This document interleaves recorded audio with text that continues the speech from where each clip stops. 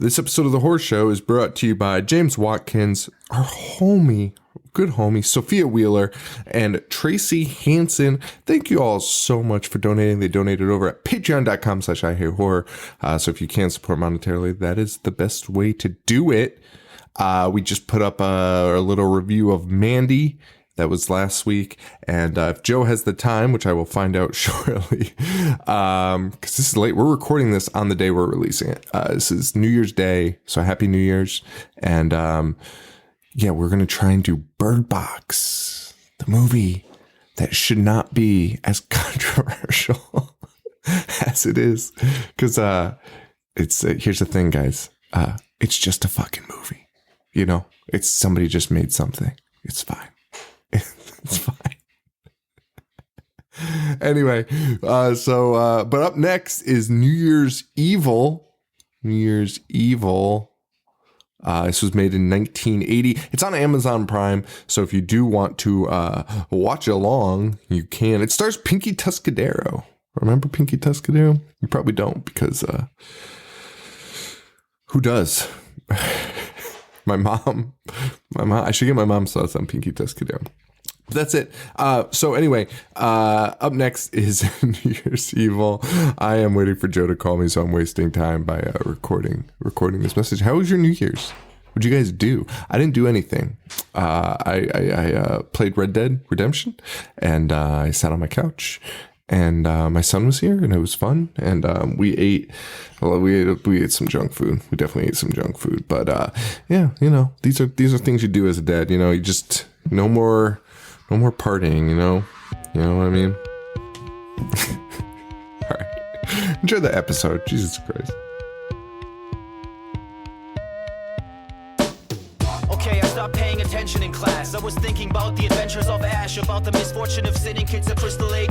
Became addicted straight away with the initial tape. God bless Betamax. VHS, holy like Amanda Kruger. I was introduced to genre flicks by Toby Hooper. I started craving more just like Larry the Looter. I collected VHS without commentary or bloopers. Store computers, magazines, a bunch of stores. Spent my money on movies and begged my mom for more. I'd watch the boys kill those Astro bastards 5 times a day or even more. I loved the gore. Lionel and Paquita combined their lonely hearts. I was hellbound, Cenobites tore my soul apart. I've seen them all, from Dracula to Vertigo. Listen up, welcome to The Horror Show with Sean and Joe. Hello everybody and welcome to The Horror Show. Show dissects, mutilates, dismembers, and butchers all of your favorite and not so favorite horror movies and other horror related events. I'm Sean. I'm Joe. Well, Happy New Year, Joe. Same to you, man. We're recording this the same day it'll come out, right? It comes out today. It does, yeah. I don't even know. But what I do know is I just found an article while I was waiting for you to call me called What Horrible Things Did We Do to Our Penises Last Year? Okay. And this is a list. These are patient descriptions taken verbatim from the patient from the U.S. Consumer Product Safety Commission. They have a database of emergency room visits. Okay. All of these are terrible things people did to their dicks last year. And I literally started crying while I was waiting for you to call me because some of these are so absurd. So, you know, you start with the first one. Dropped computer tablet while trying to get off the toilet, causing a laceration on my penis. No. A laceration from an iPad? But like, how do you drop the tablet on your dick getting off the toilet? That's alarming, and he deserves it. Was sliding down a flagpole from the roof of his house, cutting his penis. Playing baseball and accidentally struck own testicles swinging a bat. Like an old baseball nut shot is just always great, especially when you can somehow do it to yourself. Do you know the story? So I played, just real quick to hijack this, even though we're already way off topic. Oh, yeah. So me and Buzz, we played freshman year high school baseball on the same team. Yes, yeah. And one of my fondest memories, we had this hot. Do you know this story? I think I know where it's going. Yeah. We had this hothead coach. He was a young dude who's now in prison, and he was always screaming I mean, this guy, he's super Italian and just flew off the handles very easily. And our team, we didn't win a single game, so he hated us. We finished the season without winning a game. But one day during practice, he was just telling us about how much we suck and all that. And somebody hit a line. He was pitching, as coaches do. And he was pitching, and somebody hit a line drive right into his dick. So he just doubled over in pain, and nobody on the field moved or said anything. And after about 5 minutes of him just in the fetal position, he stood up, took one of those Funko bats and threw it as hard as he could, as far as he could, and just left the entire team on the field. Went away, and we were all just, we were only 14, and we were all just stranded, and the field wasn't at the high school, it was across the street. So we're all just stranded there being so should we call our parents? Should we go home now? It's so funny. Oh, it's also amazing. As a high school coach, if your team didn't win a single game, I would just stop going. I would just stop trying to coach. Are you serious? You can't do that anymore. Yeah. So we've got some other good ones. We some of these there's just no way. There's just no way they weren't doing something salacious. You know what I mean? Some of them they're trying to hide something. Right. Wait, where is it? No. Spray painting got paint on his foreskin, causing penis pain. I mean, you're clearly doing that naked. Yeah, you're definitely spraying paint on your dick. You're not spray painting. But the last few got me. Had been chopping hot peppers, went to restroom, touched penis, used bleach to try to get the hot pepper off the penis. Wait, smash penis in between two wheelbarrows. What's the source of this site? How can you do that? It would have to be a cartoon where two people run wheelbarrows into your dick. Even that would be so hard to do. It's hard enough to maneuver a wheelbarrow. Imagine operating two at the same time. And then this one is my favorite. This is when I started crying. Also playing. No, I'm not gonna read that one. All right, this one is so unbelievable. Fell off the toilet. Fell onto a mouse trap. Trap closed on penis. John, that can't be real.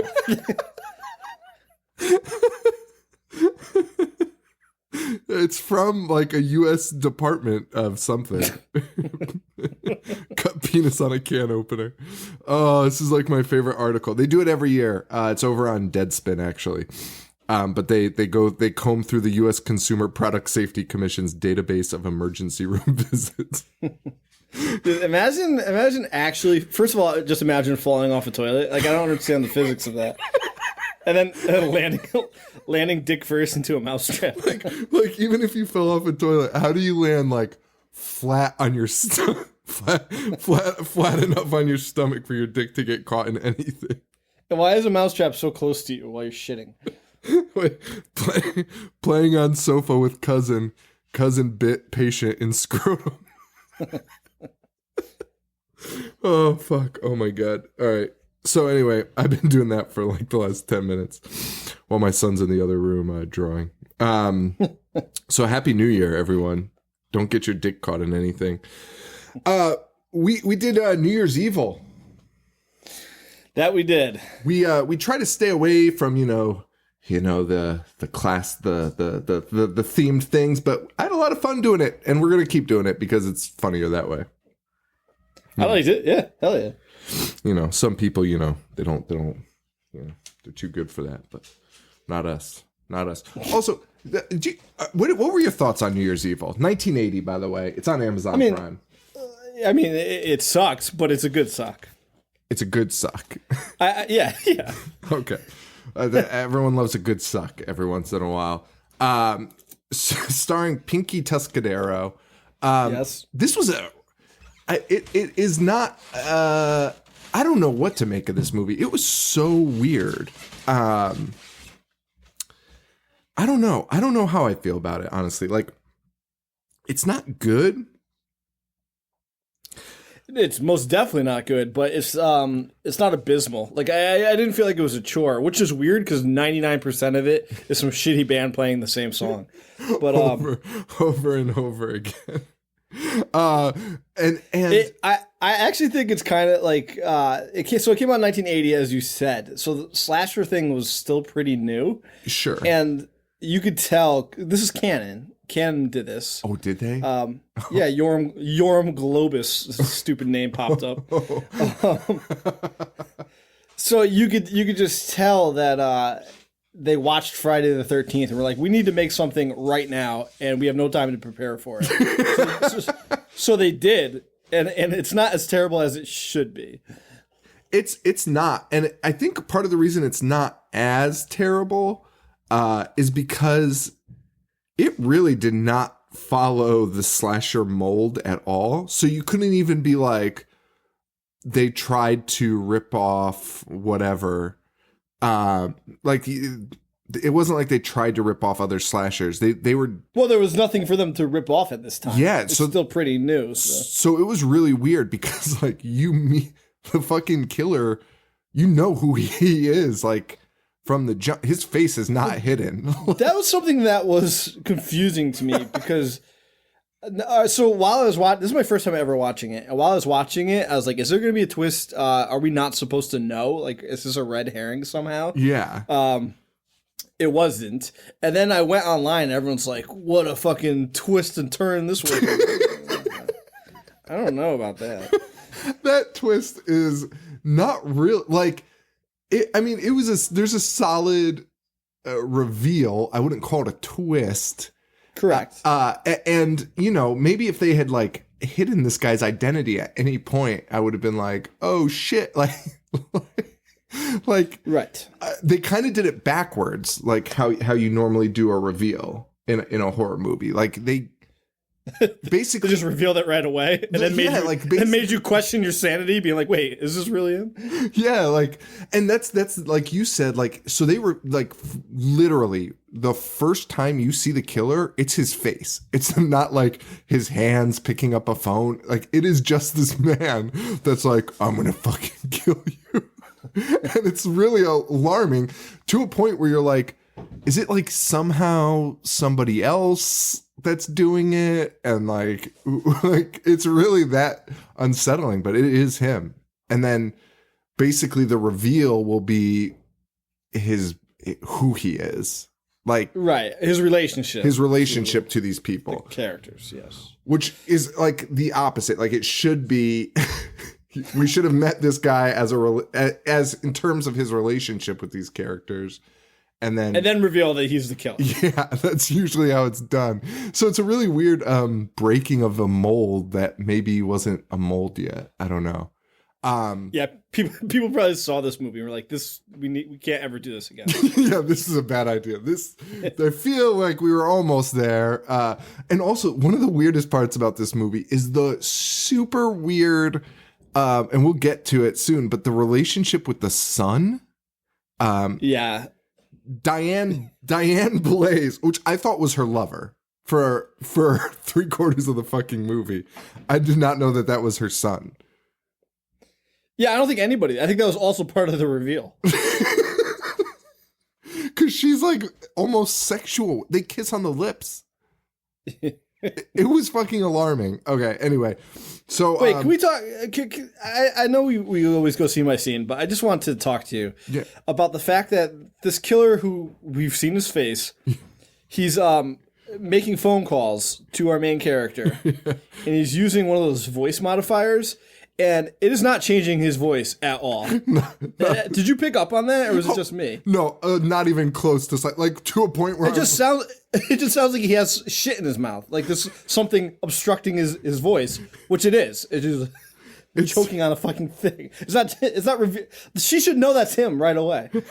Absolutely. The way he's, I honestly thought he was just talking through a kazoo. Like I didn't. Sean, he was. That's what he was. But it wasn't making a kazoo sound. No. And it would have been just more effective if he just like changed his voice, like spoke lower or higher. If he just did like a high pitched voice, he'd have a better. Like she would really be like, "Oh man, I don't know. This could be anybody." But exactly. He does Instead, he's just like, "I am. They call me evil." Oh man, this is the fucking best. So Pinky Tuscadero plays Diane Blaze Sullivan, who is I guess a DJ, right? Like she's not a VJ. VJs weren't even invented yet. Yeah, no, she's a DJ who's hosting. She's like the punk rock Dick Clark, right? But on the radio, right? Although it's being televised. Yeah, I guess it is. I don't know. It was kind of weird. It was kind of because she's watching the other television screens. It's weird. We also, this movie takes place in they're really trying to portray this Diane Blaze as a really like famous, like Dick Clark level, like you said, right? Like people know her. Right. She's an icon. Yeah, and the movie takes place at a Holiday Inn. Yeah. So that's cool. She's that's the level of fame that she's achieved. She's in the suite in the Holiday Inn. We meet Yvonne, her friend, and this beginning was just really convoluted. Like the beginning, you have no idea. So I guess there are some reveals because they just don't tell you much of anything at the beginning. Shit just starts happening. But Yvonne and Diane have this relationship. They're very good friends. And her friend Yvonne, we see her get jumped. And I actually got scared at that scene. I was actually kind of excited about this movie at that scene. That jump scare, like you see it coming a mile away and it still got me. Yeah, not terrible. I liked it, like, because it was cool because she has a dripping faucet in her house. But I mean, it also makes no sense because somehow this guy breaks into her apartment when she goes to answer the door, and then he's just in the apartment. But whatever. So she's got like this dripping faucet, and she turns it off, and she like goes and checks because there's a knocking on the door. No one's there. She comes back in, and the faucet's dripping again, and you're like, you fucking know that guy is behind that shower curtain, and it still got me. As soon as she goes to turn it off, she gets fucking got by actually, I guess we don't see his face here, so this is the first. This is as much suspense as you get. We will see his face in 2 seconds, though. 2 seconds when he makes a fucking phone call. When he starts calling people from a payphone. Also, are the cops? We talk about inept cops a lot. These guys are up there. The cops in this movie are especially at the end. It's actually they close off a hotel and the guy just waltzes in and all the cops are like, "Hey, who let you in?" And he's like, "Oh, I've been here all along." And the cops even radio in. They're like, "I don't think this guy's been here all along." Like they know that he hasn't been. Dude, the cops in this are so inept. Some of the cops are working as ticket takers also. Which is an odd choice. We get these 80s punks who I have a bunch of notes on them because I thought they were going to be a part of the story, but they're not. They're not. Which is weird because like the opening scene is all about them. Also, how weird. This is 1980. It's like from the get-go of the 80s, America just viewed punks as some like Mad Max creatures, Dude, Because Return came out in what, 80? It's like 5 years after, or 7 years after, whatever came out. But it's weird because this you're right. Like this is like still like kind of like the birth of like the punk thing, and they're still viewing them as, like you said, like these like Mad Max roadsters. But also they are dancing to disco, like happily in the cut scenes when the band's playing. Like it's very odd. And the punks go in. And there's cops taking tickets because I don't know. The cops just do everything except be cops in this movie. They're just like around. It's very bizarre. And then we meet Diana again, and her what we will learn is her son. Yes. But that is not made clear for a while. I did not know. No, and this kid is sketchy as hell. So, like, right from the get-go, you're like, oh, this kid's probably going to be involved somehow with the killings. Yeah. And, like, I was so confused. And then the movie ends, and I'm honestly still not sure if he was. I don't know either, because I don't know. But if you watch this opening scene where her and Derek first interact, and like she calls him by his name, like she never is like, well, she does. The only nicknames she uses are like sexual names. Like, it's very fucking weird.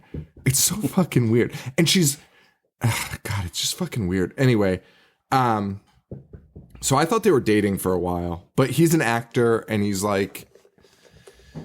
clearly living in her shadow, because she's very busy getting ready for this New Year's Eve extravaganza. And he's like, I've got some news for you. And she's like, oh, great, whatever. And treating him like what's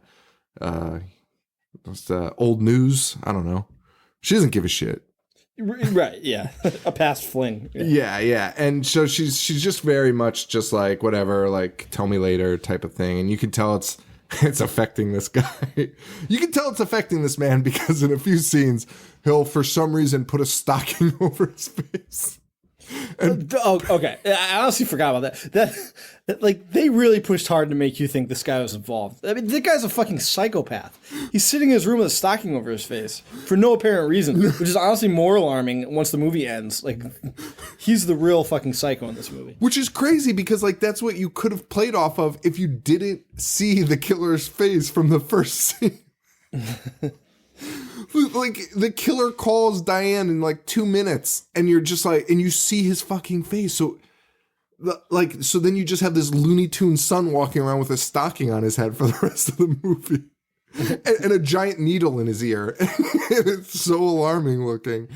Like, it's so bizarre, and it's really kind of terrifying. And that's what I'm saying. He's the real psychopath. Had you ever for once thought that maybe this guy's the killer, it would have been kind of a cool movie.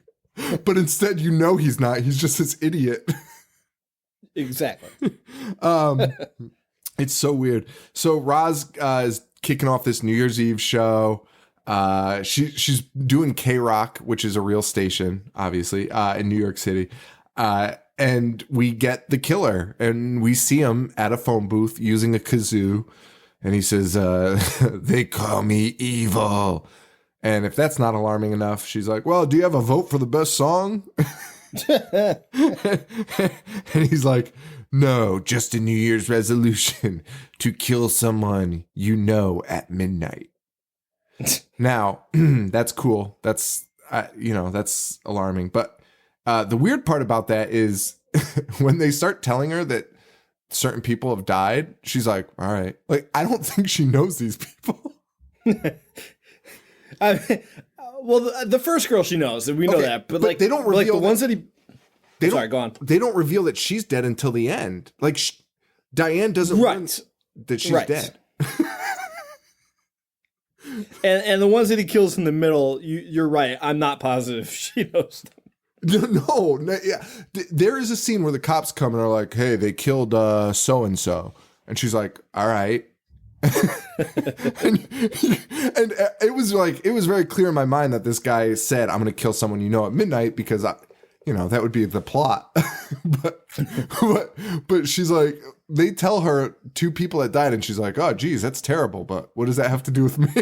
It was really weird. And so throughout this movie too, they play this band that's playing on New Year's Eve, I think is playing the same song all night. Don't think they are. Imagine. And that's like another staple of like 80. Every single band that you see in like an 80s punk rock horror, they only play that one song over and over. And they're thinking that they're going to make it huge after somebody sees this shitty fucking movie. You're right. And they're definitely friends with somebody that made it. You know what I mean? Like, these guys were probably buddies with, what's his name? Yoram. Yoram Globus. Yeah, Globus was probably like, this is the best band I've ever heard. Oh, yeah. And I think the song is called New Year's Evil. That would make sense. And the woman that wrote it, Roxanne Seaman, kind of, she's written some songs, man. What's her name? Roxanne Seaman. Okay. I mean, I'm not trying to, yeah, I'm laughing at that, whatever. But she wrote songs for Earth, Wind and Fire, Bette Midler, Barbra Streisand, the Jacksons. So, I mean, Phil Collins, I think. So, she... So she fucking sucks. She can write a song. I mean, I don't know if any of those songs made money, but... Oh, God, that's fucking funny. God damn it. All right, so these songs... I had the name of that shitty band written down, because this is all they did, and now I can't fucking find it. I don't know how... It's like, I take 2 notes per movie, so I don't know how I lose it, but I don't have it. So what the fuck? Dude, I don't even think I don't think I have the band's name anywhere either. Maybe I thought. Maybe I just thought I did. Oh man. So I'm just reading a note here that's kind of makes no sense about the movie, but not one that I wrote, one that's on Wikipedia. So anyway, so we've got these characters established, the crazy son, the killer, and we keep hearing about Diane. We learn that this is the son because Diane's like, your dad's in Florida. Right. And for some reason that keeps coming up. Like the son just keeps calling his dad in Florida. And the mom's like, stop calling your dad in Florida. Is his dad in Florida? Huh? But how is his dad in Florida? He's not. That's what I'm saying. So why do they keep saying that? Oh, because he lied to him. Never mind. Yeah, but then he doesn't. I mean, he shows whatever. So it's ridiculous, honestly.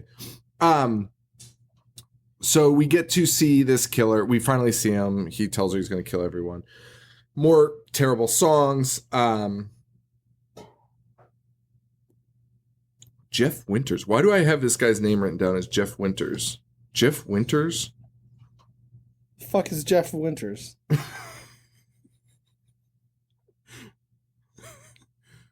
I don't know. Who's Jeff Winters? Why did I write that down? Wait. Who do you think he is? Who's he supposed to be? I don't know I don't know why I wrote that down like that. I just Googled Jeff Winters and nothing comes up. So I don't know who I made a joke. I make a joke later that he looks like the fucking guy from like one of those cults. What was that guy? Jim Jones? Jim Jones? Yeah, that's nothing to do with Jeff Winters. Jeff Winters. I don't know who. I wrote Jeff Winters gets into his costume. I don't know why I wrote that. That's not even the actor's name, so I don't know what I'm doing. Anyway, so the killer needs to sneak into this venue. And he gets in. So it's not the venue, actually. First, he sneaks into a hospital. Yes. By dressing up as an orderly. Yep. And now there's no real reason why he's here. We assume it's because he's targeting Diane's friends. But when Diane learns that an orderly was murdered, she's not like, oh my God, that my best friend works there. Like, she's just like, oh, wow, that's bad. So Jeff Winters, he goes to the hospital. Back at the club, these people are slow dancing like zombies. It's bizarre. And it's still the same song playing. So I don't... And people are dancing in the psych ward, too. Oh, yeah, that was super weird. That was super weird also. The psych ward was a happening place. That was cool. And yeah, that was so weird. Anyway, so then the cops show up to protect the DJ because they're like, we heard on the radio what's going on, and we're here to protect you. Now, Diana still, I'm still assuming it's her boyfriend because she's like, honey, like, we need to talk. Like, there's something I need to tell you. It's important. But Wait, I'm sorry. I'm not even looking this up. I'm asking you. That's so stupid. I could just Google it and not interrupt you. But wasn't that kid from Killer Clowns in Outer Space? Oh, was he? Wait, the son? Yeah, wasn't he? He is Grant Kramer. Let me pull him up real quick. Yeah, he is. Good job. Fuck. I'm smart. That's a good fucking pull. Everyone else is like, I already knew that. I think that's really well done. Of course he is, you idiot. Yeah. Grant Kramer. It's fucking Grant. A household name. For any horror fan. Jesus Christ. Oh, that's so fucking funny. Oh, man. It's so true, too. It's so fucking true. You know how many people I saw refer to this movie as a classic on Instagram? This New Year's. It was insane. And one thing I've noticed since doing this show is we have very different opinions as to what classic and terrible mean. Yeah, absolutely. And we might be doing the Bird Box episode if you have time after this real quick for Patreon. Sure. But if not, we're going to do it eventually for Patreon. But, you know, people were saying, like, me and Joe said, like, if you don't like a movie, like, that's fine. Like, liking a movie is not the same as being critiquing a movie. You know what I mean? Like, we can watch movies and be like, I fucking hate that movie. Like you said, Fight Club. But still recognize that it's, I don't like American History X. Right. People love it. Yeah. I can recognize that it's not a terrible movie. Cinematically, it's a good movie. A terrible movie is Elves. Yeah. You know, like... Yeah. I wouldn't sit down and watch American History X, but I'd probably watch it over fucking Elves. Right. Like, terrible is a really crazy term to use, and so is classic. In the same breath, calling this a classic is lunacy. It's insane. It's insanity. But you know, Citizen Kane, The Godfather, and then fucking New Year's Evil. Stop it. Just modern day classics. Like, are you fucking kidding me? Oh God. It's really weird to call this a classic. And I saw a ton of people like posting about it, and it makes me laugh because a lot of those people were like, Bird Box, meh. I don't know. I don't understand it. Boring. It's like, oh, okay. New Year's Evil. Yeah. It makes sense. Makes fucking sense. But in the same breath, I can also see, like, you know, sometimes a bad movie is more entertaining to watch.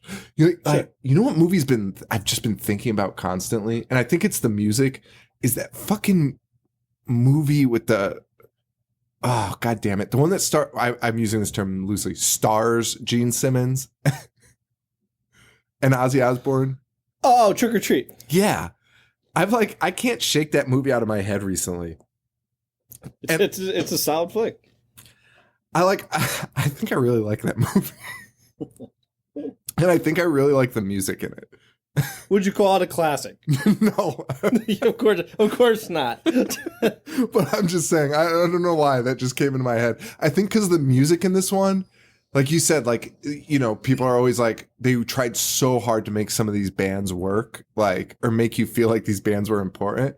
And like Trick or Treat. Yeah, Trick or Treat at least used an actual band. Right. And you know what? Those songs are kind of fucking rule.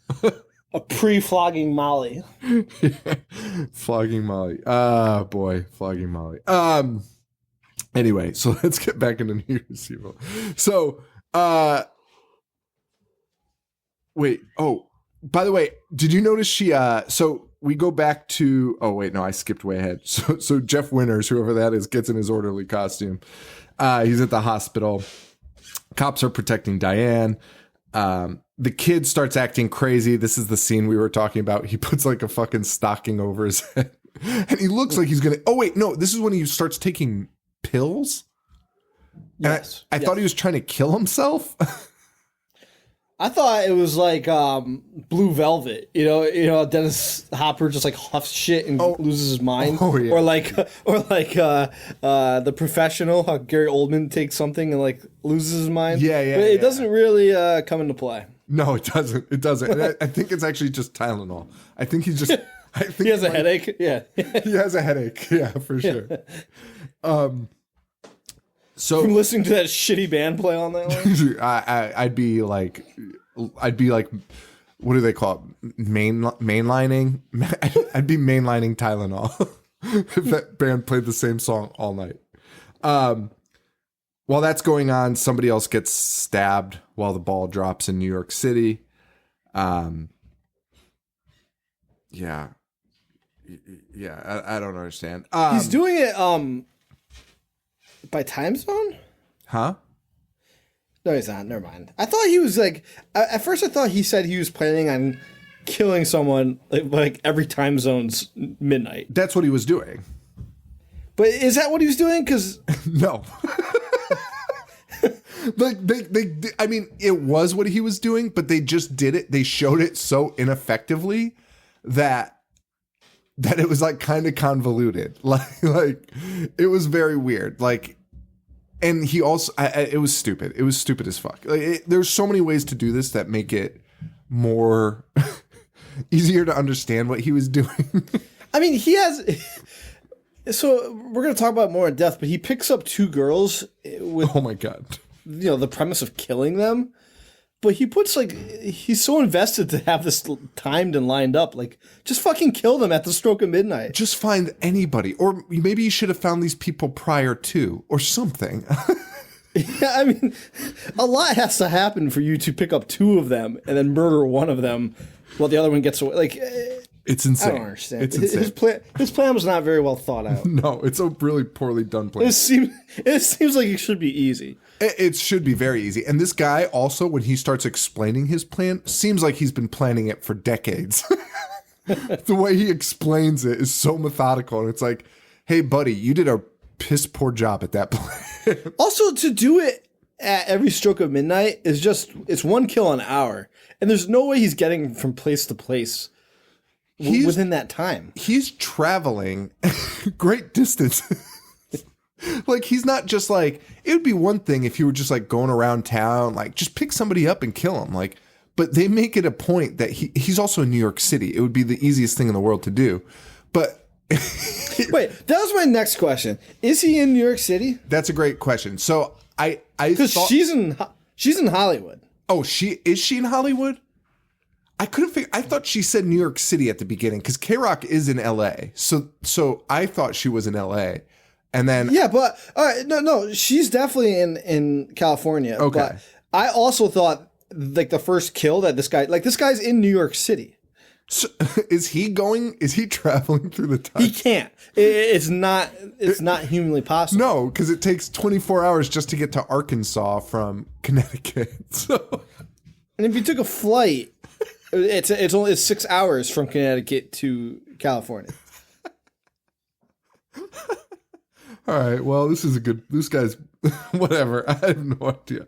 I swear, at some points, they're in New York City, though. Like, that's why I'm asking it, because I also thought that, too, because I remember thinking that, like, especially when he's first walking around in, like, the payphones and stuff. Yeah. Well, anyway, we cut back to her. She's still taking calls. And I love this one because she's like casually hanging up on Morrissey. Did you pick up on that? Yeah, I did. Yeah. She's like, thanks for calling, Morrissey. That was great to talk to you. You know who I would, out of all the people I want to talk to on New Year's Eve, Morrissey probably ranks last. Like, if he was calling me and I had his name on my caller ID, I would not pick up.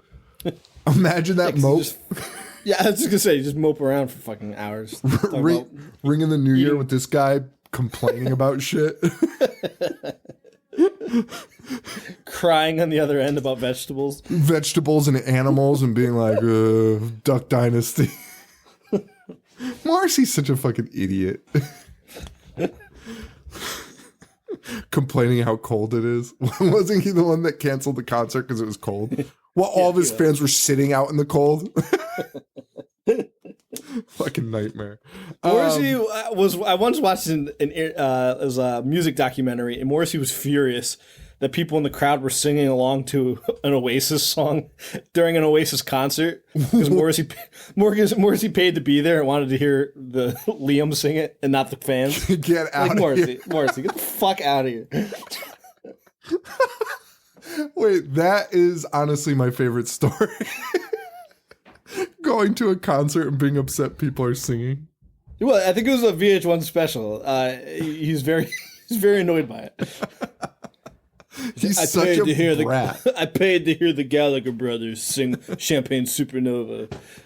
Also, I know in the UK they're like royalty over there for some reason, but like, why do you need to hear them sing?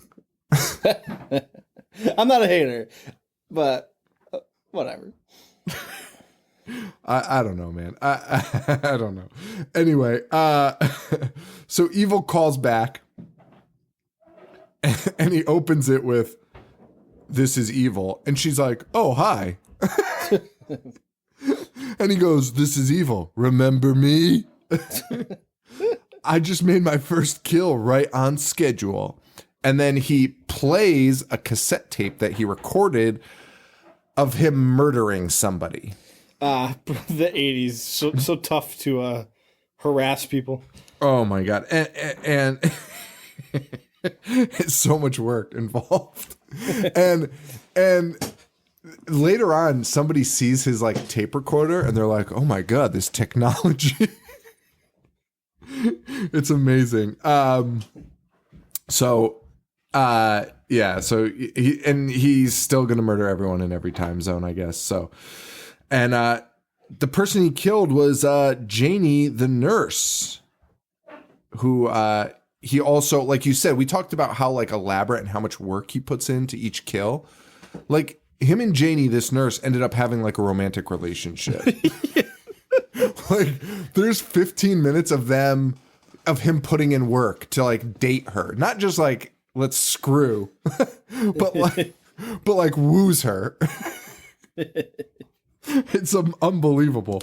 And it's also crazy because Janie's like, "I've never seen you in my life working here," and he's like, "Well, I work here," and she's like, "Well, all right." So it's really ridiculous. At home, Willie, who's the son, or no, who's Willie? Your phone just cut off. I'm sorry. Wait, who's Willie? Who's Willie? Joe, did I lose my mind halfway through this? I have no fucking clue who Willie is. Joe, there is no Willie. This is starting to alarm me. Joe, I'm wondering if I had a stroke like halfway. Did you have a stroke? Through this movie. Call Paul. Get Paul on the phone. I know very well that this son's name is Derek, but for some reason, I have Willie written down for the rest of the movie as his name. What the fuck?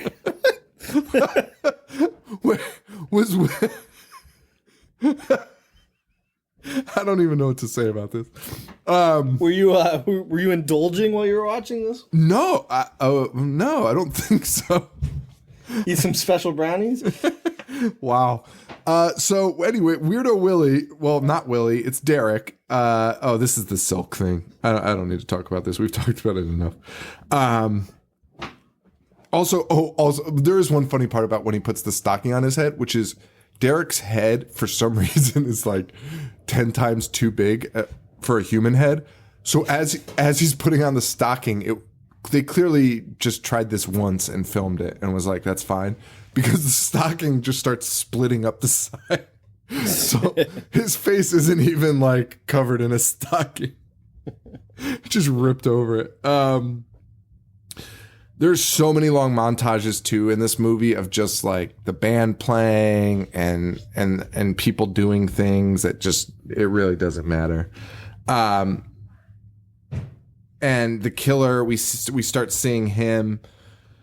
We start seeing the killer. He dresses up as like a dad. Like his costumes are so elaborate.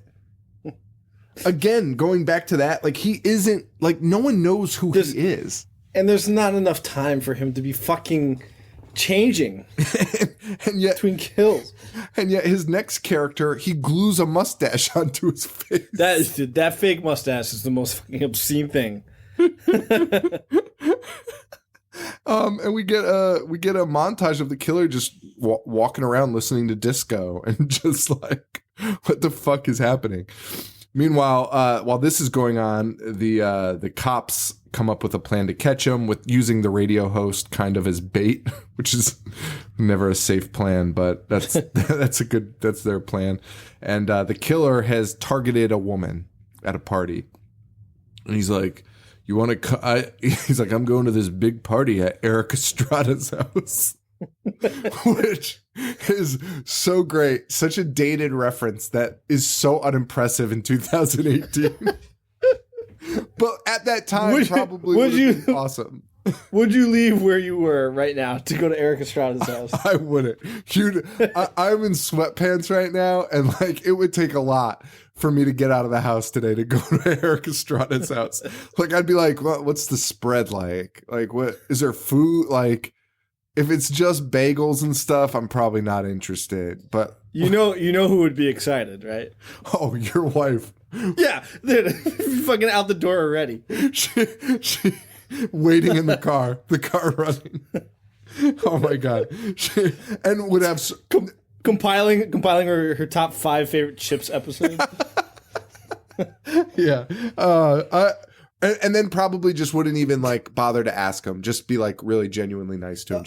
She'd just be like, I'm just happy to like be around him. No. She would, just stand in the corner the whole time, and then I'd have to be stuck talking to fucking Eric Estrada. Desperately trying to think of something to say. Yeah. Like that is honestly, if I had to hang out with Eric Estrada today, it would be so much work to come up with things to talk about with him. I think, like, I really don't have a high level of understanding of anything he's done, so I'd just be like, "So Chips was a thing, huh? Like, did you? I mean, that's it. Did you know how That's the to? extent of it. Did you know how to ride a motorcycle before, or like, did they teach you after you got the gig? I don't know. I don't really care, actually, honestly. So keep it to yourself. Like I'm sure you're in an episode of Walker Texas Ranger once. Do you know Chuck Norris? No? All right. Well, no, there goes that. So now the killer is taking 2 girls home because that woman that he persuades with the Eric Estrada line is like, I'm bringing my friend. And, you know, safety in numbers. And this scene actually cracks me up because these 2 girls, or not even the 2 girls, one girl's just sitting there in silence, and the friend is sitting there in silence. And this girl that he picked up is the most obnoxious girl of all time. She was out crazying him. This guy's a fake mustache on, and in the car you can see him like starting to lose his mind. Like, oh my god, what did I do? Yeah, I've made a terrible mistake. It's awesome. It's awesome. And so they stop to get some liquor. He sends the friend in to get some champagne, and while he does this, he suffocates the girl with a plastic bag. When the friend comes back out, she notices her friend's shoe on the ground outside the car. That's an alarming sign. I would probably just run. You would. And before we finish this thought, this girl has been bringing up this other girl's diarrhea like multiple times.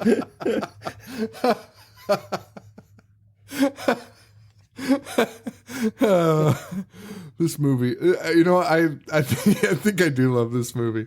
It might be a classic. I don't know. But then she finds her friend's sweater. And at that point, like maybe the shoes, I don't know. Maybe she's drunk enough to just throw them out the car window or something. I don't know. But a sweater, you fucking run for the hills. You call the police because something nefarious has happened. Because you're in an alley, also. Like, you know, nothing good happens in an alley. And where is the killer hiding? Well, the killer is hiding in a dumpster, and he really, which is a crazy place to hide because, again, you'd have to assume that this woman's going to come out and be like, "Hey." I'm going to follow the trail of my friend's clothes to this dumpster and open it and not just run away. And not just call the police because the car is now empty and, whatever. And he jumps out of the dumpster and kills the friend also. Yes. And then he immediately calls into the party. He says, "You tell the cops that I just took out the trash from my last party. It was a real swinger." Swinger. I mean, I guess that's a pretty big hint as to who he is. I guess, yeah. Yeah, sure. Also, did you notice the really bad Jace the Friday the 13th ripoff music? I did not. Oh my god. Oh dude, every time when the killer struck, because so Jason had the what did it turn out that they were saying in that song? It was like, oh yeah. Oh wait. But it was, what were the words? Kill, kill, kill. Oh yeah. It was like yeah. It was like kill, kill, kill, mom, mom, mom, or something. Yeah, sounds right. Yeah, something like that, right? So, but there was like a purpose behind it. There was like something behind it. This one is a ripoff of it, but to not get sued, they didn't just use it. So it's literally a person going, "Hey." Wait, sorry, I just started laughing. Hey, he. It's amazing. And then the cops find this crime scene, by the way, at the dumpster. And it's amazing because the cops are looking, and the cop's reaction is, "Hey, there's blood." And the other cop goes, "Oh, more blood." And then what they decide to do is, we better get more help. These cops, whoever made this has no idea what a police officer's job is. Like they're treated ridiculous in this. They find a murder victim hung by the jungle gyms, and one is slid down the slide, and we see weird cuts on their breasts, which is a weird detail that for some reason they really pay attention to in this movie.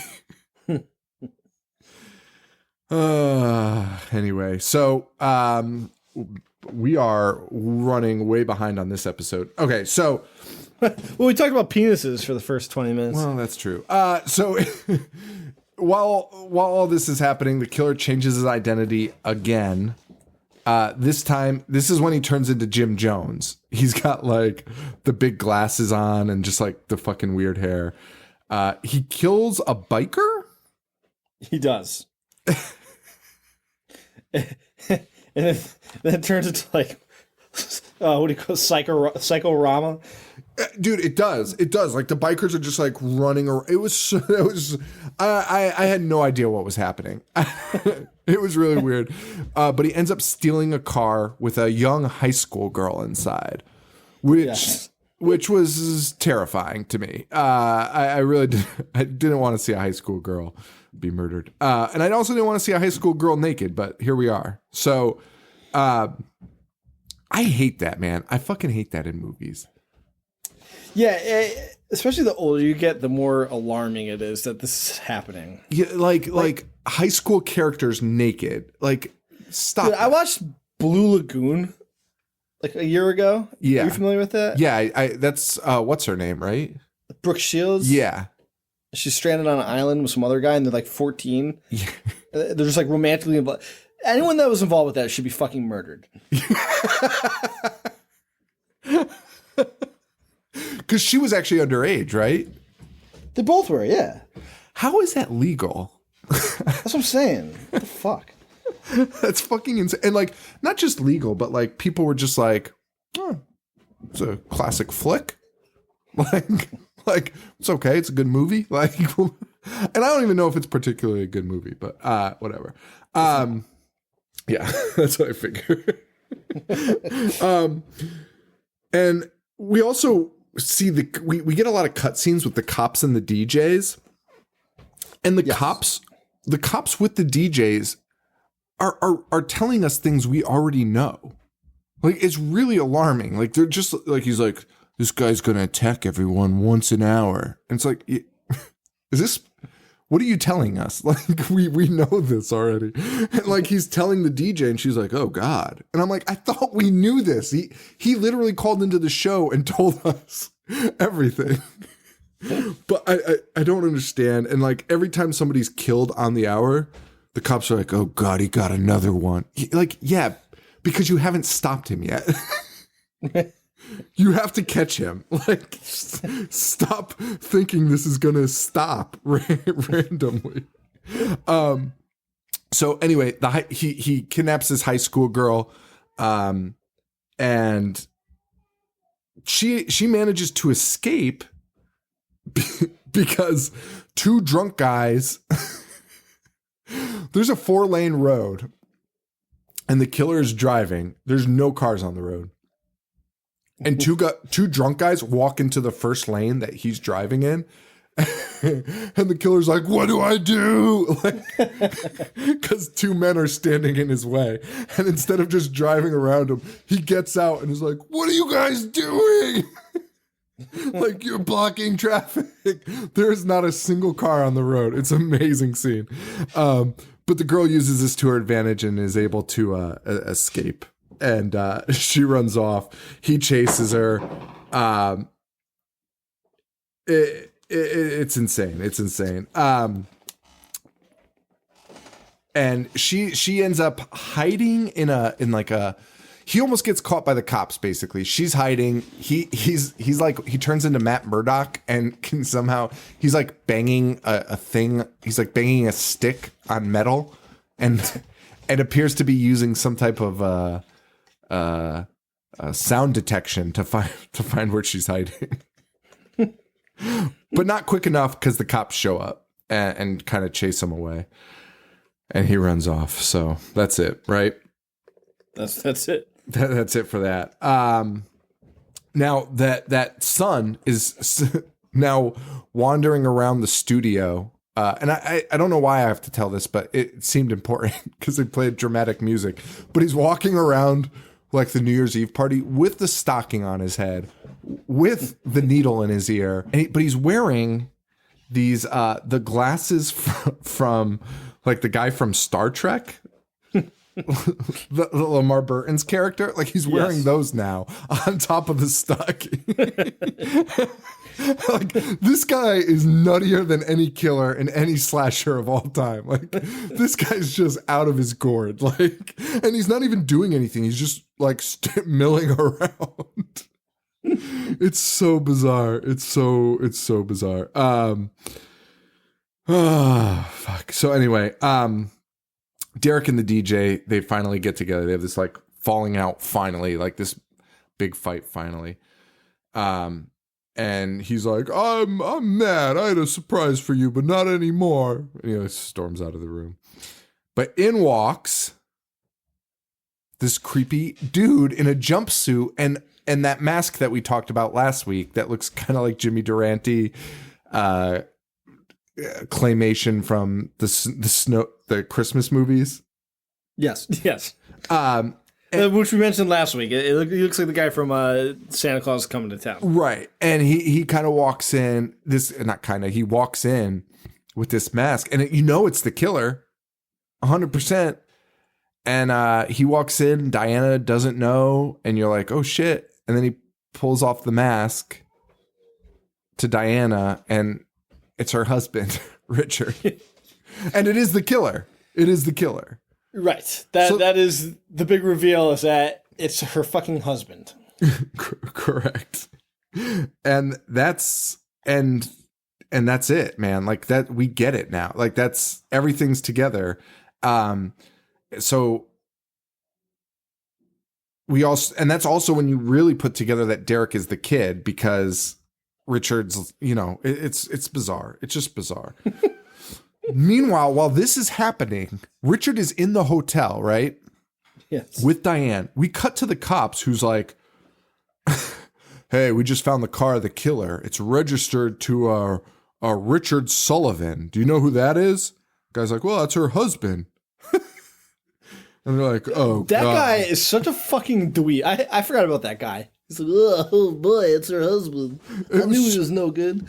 It was, yeah, I knew he was no. How did you know that? Like, and why didn't anyone relay that to us?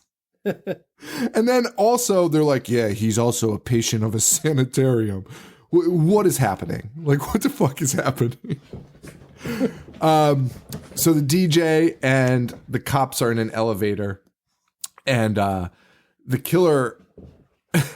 So basically the DJ's like, I got to go do the show. You stay here, Richard. Like, I'll see you after or whatever.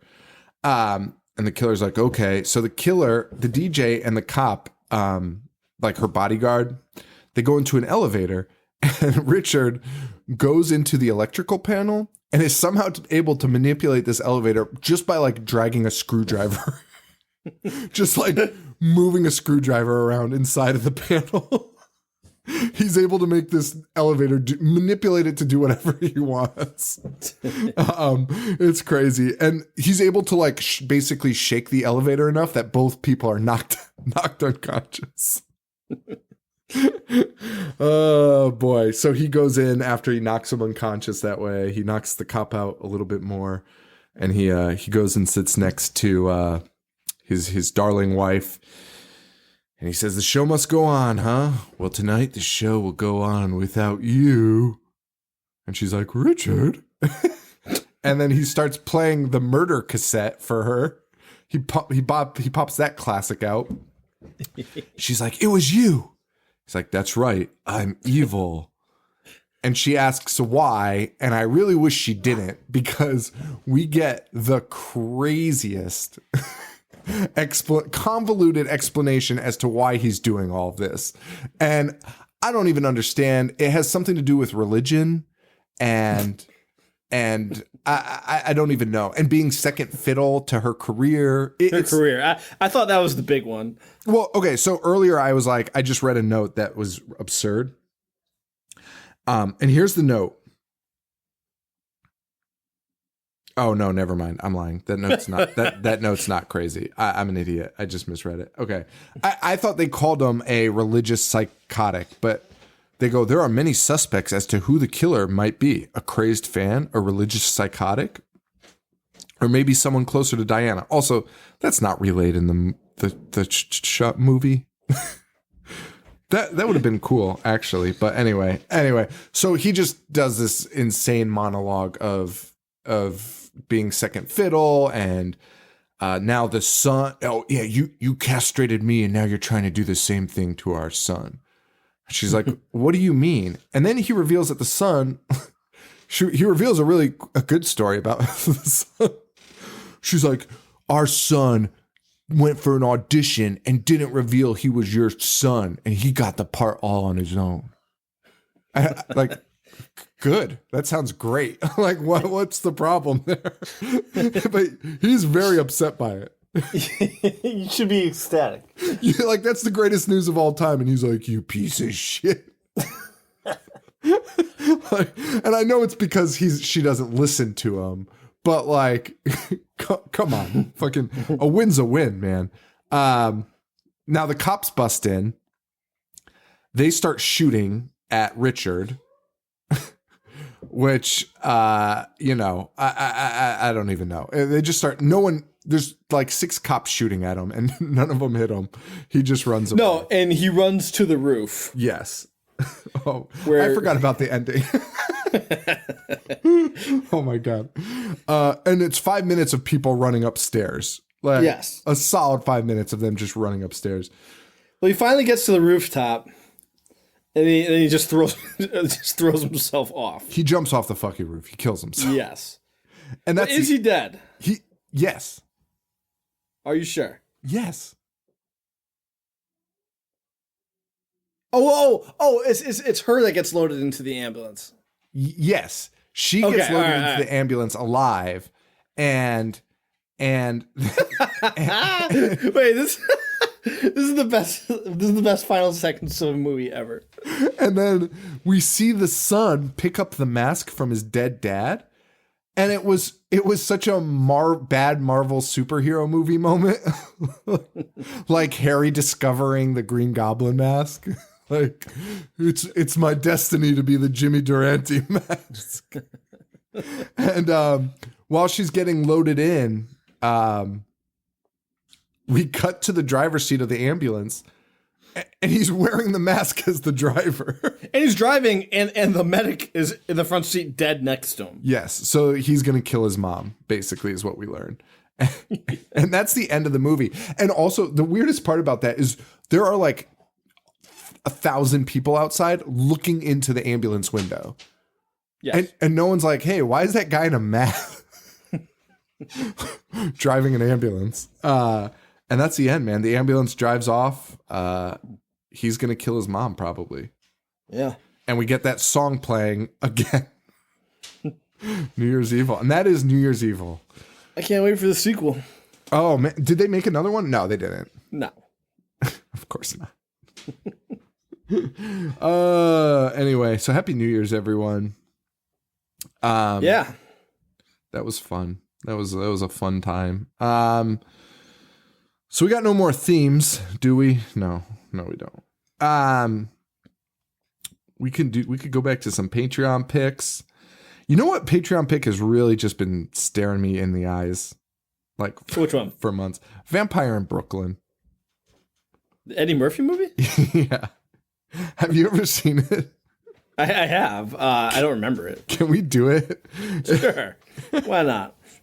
That or Hatchet. A lot of people want us to talk about Hatchet, but I remember enjoying Hatchet. That's what I remember too. Like, it's so funny. Like, we'll get these messages like from fans and stuff, and we have the tight connection, and they feel like they have this like understanding of our personalities, and they do. I mean, they listen to us every week, so they do have an understanding. But it's funny when they miss it completely. And like, this has happened recently with Bird Box, where people were like, I can't wait to hear you guys shit all over it. And me and Joe are both like, this is a great movie. Like, this movie was fucking fantastic. And they're like, wait, what? Like, it's crazy. And like, I feel like that's going to be Hatchet too. A lot of people sent us Hatchet being like, I can't wait for you guys to destroy Hatchet. And I think I enjoyed Hatchet. I mean, I watched it. I mean, pre doing this, my taste has changed. My taste has changed also, but like, I don't think Hatchet takes itself so seriously. It doesn't. It doesn't. Like, it's supposed to be an over the top gory mess, right? And the silliness of it is part of it. It's not unintentional. It's absurd, right? And it's good, and it's lowbrow, and that's what it's supposed to be. So. I don't know. I don't know. Let's do Hatchet. Okay. Just to piss everyone off. So, all right. So Hatchet next week. That's it. Yeah. All right. So Facebook.com/IHateHorror, IHateHorror.com. What else do we, I don't even know. Why do we even promote things anymore? Who cares? Like, just find us. Like, it's the internet. If you Google the horror show, we come up. So. Exactly. Like, what the fuck? I'm on Instagram at I Hate Horror. Matt, Bugnish 1985. So follow us. We're having fun. Joe's going to be doing, I think, some music podcast. Yeah, man. Trying it out. Sent it to a couple people. Got good reactions. So I'll be moving forward. Yeah, it might be I don't know if you're going to do it solo or do it on our Patreon, but we'll figure that out. So follow Joe for that thing. Do you have a name for it? I do not, and I won't. So fuck you. Every time somebody mentions it, I'm just gonna pretend like I didn't know about it, and that you're like Yoko Onoing me, like, or you're like John Lennoning me, like just cutting me out. I'm just gonna be like, what? So I saw you comment that on Dave's this morning. Yeah, I'm gonna do it for everyone. Everyone that mentions that, I'm just gonna be like, are you fucking kidding me? You never told me this. Anyway, so that's that.